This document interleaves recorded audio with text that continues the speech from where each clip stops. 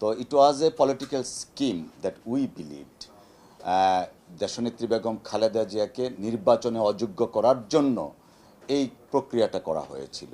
তো অর্থাৎ পলিটিসাইজড করা হয়েছিল বিচার বিভাগকে, এবং পার্টিকুলারলি বিএনপি চেয়ারপারসন এবং ভারপ্রাপ্ত চেয়ারম্যান জনাব তারেক রহমান সাহেব সহ বিএনপিকে ভিক্টিমাইজ করার জন্য আনফর্চুনেটলি বিচার বিভাগকে ব্যবহার করা হয়েছে। পাশাপাশি দেশের সিভিল সোসাইটির যারা আছেন, যেমন বর্তমান একজন উপদেষ্টা মহোদয় আছেন শিল্প মন্ত্রণালয়ের দায়িত্বে, ওনাকেও সাজা দেওয়া হয়েছিল।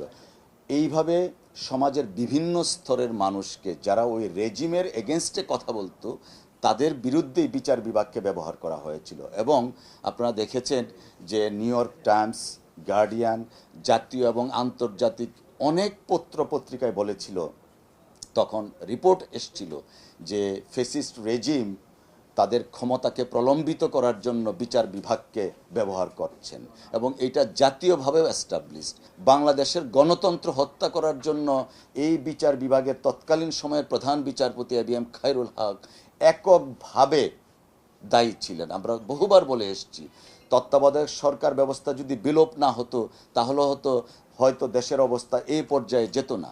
যে কারণেই দেশের মানুষের প্রত্যাশা এদেশে গণতন্ত্র হত্যা করার জন্য, বিচার বিভাগকে পলিটিসাইজ করার জন্য এবং বিরোধী দলের নেতাকর্মীদেরকে ভিক্টিমাইজ করার জন্য এই বিচারকদের ব্যবহার করা হয়েছে। এবং কিছু কিছু বিচারপতি তারা নিজেরা ব্যবহৃত হয়েছেন।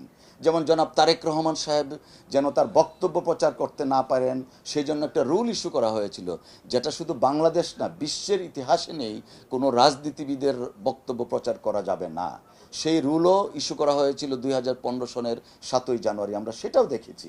অর্থাৎ এই বিচার বিভাগকে রাজনৈতিক উদ্দেশ্যে কলুষিত করা হয়েছিল ফ্যাসিস্ট রেজিমের ক্ষমতাকে পাকাপুক্ত করার জন্য এবং প্রলম্বিত করার জন্য।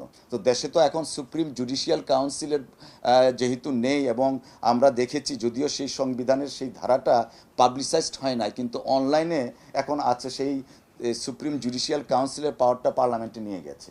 তো পার্লামেন্ট তো এখন এক্সিস্টেন্স নেই, যে কারণে দেশের মানুষের প্রত্যাশাটা পূরণ করার জন্য কার কাছে যেতে হবে, রাজনৈতিক দল কার কাছে যাবে? সেই জন্যই মাননীয় প্রধান উপদেষ্টা মহোদয় শরণাপন্ন হয়েছে দেশের রাজনৈতিক দলগুলো, যেন একটা রিড্রেস পান, যেন বিচার বিভাগ সত্যিকার অর্থে বিচার বিভাগে পরিণত হয়।